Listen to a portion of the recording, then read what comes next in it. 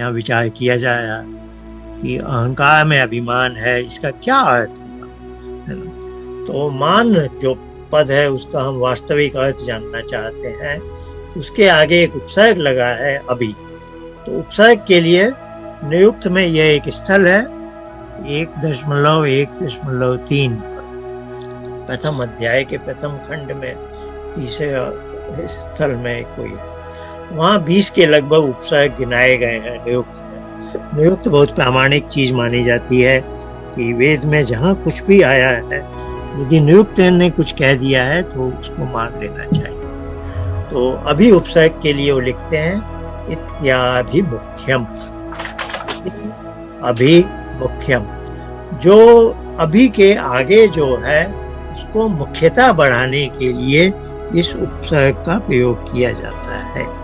अभी के आगे है मान, तो मान शब्द को उसको एनहांस किया जाए, उसके अर्थ को बढ़ाया जाए, उसको प्रबलता दी जाए, यह अभी उपसर्ग के द्वारा। अब हम देखते हैं यह मान शब्द का क्या अर्थ है।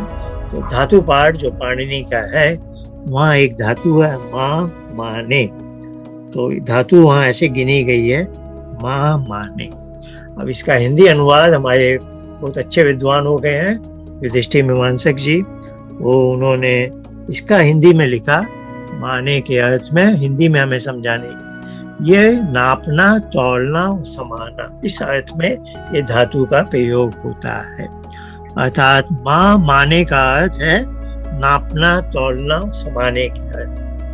अब ये मान पद के साथ और भी बहुत से उपसर्ग लगते हैं, जैसे नियुक्त के इस स्तर में और उपसर्ग लगाऊं तो आप ज्यादा परेशान नहीं होंगे। आप ये सब शब्द बड़े ही सामान्य शब्द हैं, हम दैनिक जीवन में उपयोग करते हैं। जैसे प उपसर्ग लगाया तो प्रमाण बना।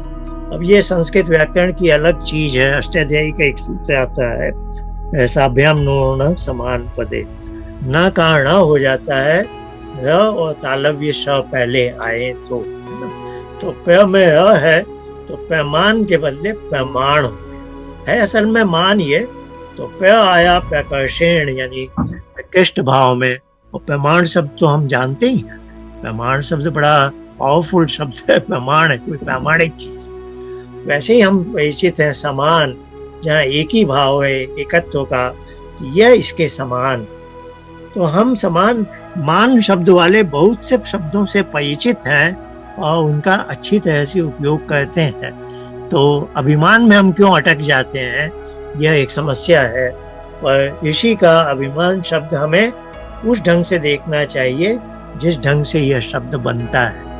विमान शब्द से भी हम परिचित हैं, जिसके जैसे रजसो विमान कस्मई देवाय हविषा विदे। तो ये पृथ्वी और सारे ग्रह उपग्रह एक विशेष परिधि में चलते हैं, इसलिए ये विमान कहलाते हैं ना। ये अपने रास्ते से भटकते नहीं है थोड़ा भी, ये विमान, क्योंकि ये बड़ा नाप तौल एकदम पक्का है। जहाँ भी नाप तौल पक्का है उस आशय को व्यक्त किया जाए। जैसे निर्माण, कोई चीज हम बनाते हैं, यहाँ भी र के कारण न का ण हो गया है। निर्माण, कोई चीज भवन निर्माण है ना, बड़ा नाप तौल के बनाया जाता है ना, इंची टेप से एक एक ईंट रख के राजमिस्त्री काम करते। अनुमान शब्द भी उस आशय में है। अनुमान भी प्रमाण के अंतर्गत माना जाता है, प्रत्यक्ष प्रमाण, अनुमान प्रमाण।